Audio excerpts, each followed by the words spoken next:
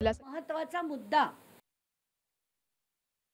Botanical gardens मध्ये म्हणजे एक पत्र आहे 16 तारखेचं. बोटॅनिकल गार्डन म्हणजे काय हे लोकांच्या माहितीसाठी सांगते की ती मिनिस्ट्री ऑफ एन्व्हायरमेंट सेंट्रल गव्हर्नमेंटच्या अंडर येते आणि त्यांनी असं पत्र कलेक्टरना लिहिलं की इथे काही माणसं आली आणि आम्हाला सांगतायत की जागा आमची आहे, तुम्ही याला खाली करा.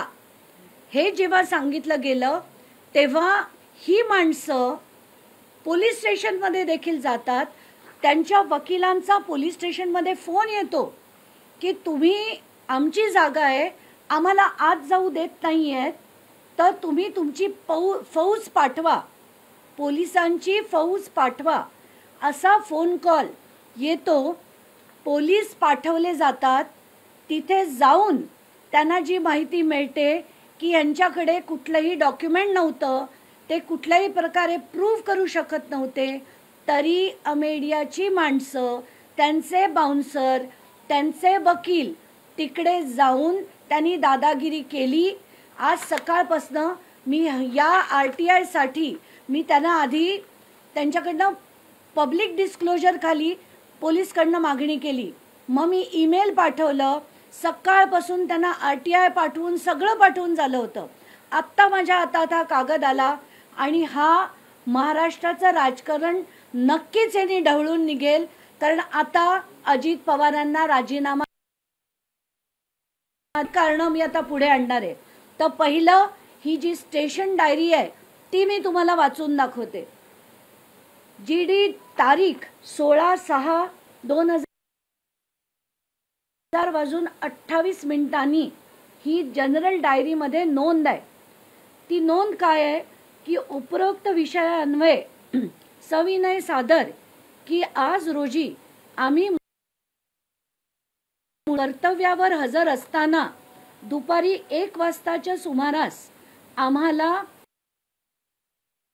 स्टेशन पुणे शहर यांनी कळवले की ॲडव्होकेट तृप्ती ठाकूर यांनी फोनद्वारे आमच्या सिक्युरिटी लोकांना बोटॅनिकल गार्डनमध्ये आत येऊ देत नाही, तरी पोलीस मदत पाठवा अशी माहिती कळवल्याने पोलीस यांच्या आदेशाने आम्ही स्वतः पोलीस उपनिरीक्षक मुंडे असे पोलीस स्टाफसह सदर ठिकाणी गेलो असता बोटॅनिकल गार्डनचे इंचार्ज बाळासाहेब पांडुरंग कदम वय वर्ष 57, वनस्पती सहाय्यक, भारतीय वनस्पती सर्वेक्षण विभाग, भारत सरकार, तसेच विरोधक महेश पद्मश्री पुजारी वय वर्ष 42 व field officer security services, safe security services.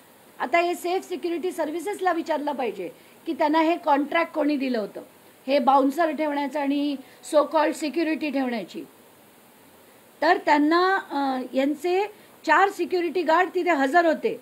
Self security service कंपनीच्या लोकांना तिथे येण्याचे कारण विचारले असता त्यांनी सांगितलं की सदरचे मूळ मालक हे उमेश मोरे यांनी आम्हास सिक्युरिटी गार्ड म्हणून नेमले आहे असे म्हणून त्यांच्याकडचं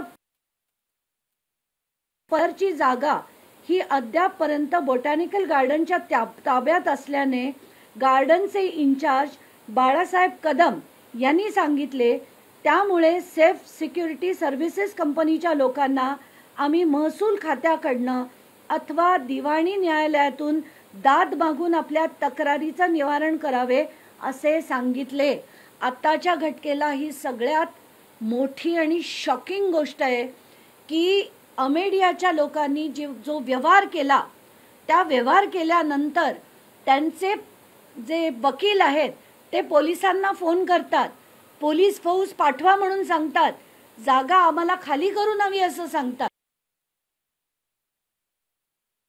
करा असं सांगितलं जातं. आणि मला आता सगळ्यात मोठी मागणी करायची आहे की हे सगळं होत असताना दुपारी 1 ते संध्याकाळी 4:30 पार्थ अजित पवार यांचा टावर लोकेशन काढण्याची मी मागणी करते. ते टावर लोकेशन मागण्याची मागणी मी का करते त्याचं मला रिझन माहिती आहे की पार्थ पवार ते त्या घटकेला कुठे होते हे त्याच्यातनं उलगड त्याचा मोठा उलगडा होईल आणि पार्थ पवार यांच्या CDR वरनं तात्काळ त्यांचा CDR मागवावा. त्याच्यात ते जे कोड येतं त्याच्यावरनं 2.5 किलोमीटरच्या पेरिफेरीमध्ये पार्थ पवार कुठे होते याचा देखील शोध लागेल. ही माणसं कोण होती याचा देखील शोध लागेल आणि आत्तापर्यंत जे पार्थ पवारचं नाव FIR मध्ये घातलं गेलं नाहीये ते होईल. दुसरं म्हणजे पोलिसांना नम्र विनंती की उद्या स्ट्रॉंग ॲडव्होकेट ठेवून त्यांनी हे जे इंटरिम बेल ॲप्लिकेशन आहे येवलेंचं ते रद्द करावं, त्यांना अटक करावी, त्यांचे स्टेटमेंट घ्यावे की हे करण्यास भाग कोणी पाडलं. ह्या सगळ्याचा उलगडा झाल्यावर आपोआप सगळ्या गोष्टी बाहेर येतील आणि हे आता थेर जे आहेत ना, मुठे समितीने त्यांचं नाव न घेणं, अमुक समितीने त्यांचं नाव न घेणं. काल तर काही बातम्या चालल्या की पार्थ पवारला क्लीन चिट मिळाली.